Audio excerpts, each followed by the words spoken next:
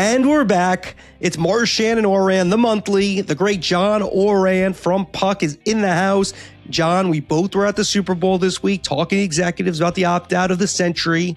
The NFL is expected to begin negotiations to derive even more money than the 11-year, $110+ billion agreements they currently have. How does it shake out? It shakes out with the networks paying a ton more money to the NFL, a ton more. And it shakes out with, we've always talked about that line for the other leagues. Who are the haves? Who are the have-nots? That line is going to be much more defined once these rights come out, because all of a sudden you have the Premier League that's coming to market with all of its games. NBC is going to pay a lot more, and they're going to be paying for NFL. They're paying for the NBA. Can they afford something, that's really weekend morning programming in the Premier League? You have baseball that's coming up. And I know you've been pessimistic about baseball's TV deals. I've been more optimistic, but will Fox, if they're going to have to pay a lot more, are they going to have the stomach to pay as much as they have been paying? NHL, PGA Tour, all these rights are coming up. And that's going to be the most interesting thing to watch for me in this, because how will this all shake out? I have a suspicion that everybody's going to sort of renew. NFL's going to add a package and bring in one of the streamers. I don't get the sense that the NFL is ready to move off of broadcast television to streaming yet. It's going to be fun to report on, but I don't think that we're going to see a lot of big changes in what's out there right now. All right, a lot there. My biggest takeaway is you putting words in my mouth right at the start, saying I'm pessimistic about. I was pessimistic about what happened with ESPN and the opt-out. I think they might have a good hand going forward, but I do think you hit on a couple of things. I do think we should. I want to talk about the idea of a sports bubble, potentially not with the NFL, because I think we look at sports as this big umbrella, but really it's the NFL.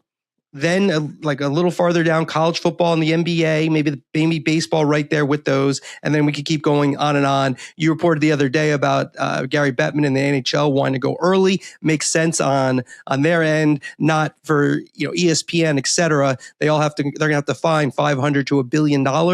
I think there's a lot more to it. Like, I'm not saying you're not going to be right, but I think there's a lot to break down here from all our conversations. I think there's one pivotal player, and that's Sunday night football and NBC. Before you comment on that, we're presented by WSC Sports is the main event with me, Andrew Marchand, and you can hear a twice weekly podcast, andrewmarchand.com. I think you look at NBC, their package is at $2 billion. It's the best package. It's the event package. Again, maybe not the best. You could call, CBS's and Fox's because of 425. But in terms of standalone, what streamers would want, it's the most desirable package. No doubt. We're about to give like gold here, Andrew. We're not going behind the paywall yet. You're being generous today. My God, my goodness. We're going to go in the paywall in a second. Don't worry. That's coming in a moment. We're trying to tease people. I got to save the best stuff for the payroll. AndrewMarchand.com. Subscribe. I've been a happy subscriber from the beginning. Here's a problem with that, though, because you're totally right. Like, if Netflix wants to eventize, what better way to eventize and get the biggest package with the best games? Not the biggest package, but the package with the best games, and that would be NBC. But here's the deal: just because they're open to renegotiating new deals doesn't mean that NBC is going to give up its rights. Its rights for Sunday Night Football, they're going to continue to hold through the 2029, past the 2029 season, so right into 2030, which means, could you imagine NBC as a lame duck broadcaster for 4 years on Sunday Night Football? Because let's say Netflix comes in, blows the NFL away.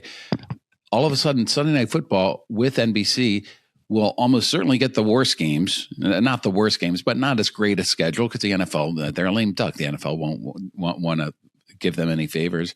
And if you're NBC, you're not going to be spending a lot of money on production, and so they would be devaluing one of their great packages for the next 4 years in the lame duck system, which is really the primary reason why I just think like we're going to see just the networks paying a lot more and If the streamers come in a big way, I think that'll be in 2033 or 2034, whenever the NFL takes these deals out to. Yeah, I think you might ultimately be right. I think I have some definitive views of how interested Netflix is in a full package. I think when you look at the money aspect of it, we know that NBC is going to have to pay a lot more. You are correct about that. But I do think there's a couple of streamers who are going to play big, especially the one who has Thursday night football. To listen to the rest of the podcast, AndrewMarchand.com, twice weekly podcast. Tuesdays, Marchand and Mita Perel comes out usually on Mondays.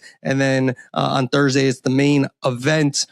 Recent guest, Mike Greenberg, real good last week, a couple weeks ago. Drew Esikoff, outstanding Hall of Fame director who did the Super Bowl for NBC. Some great guests coming up, AndrewMarchand.com.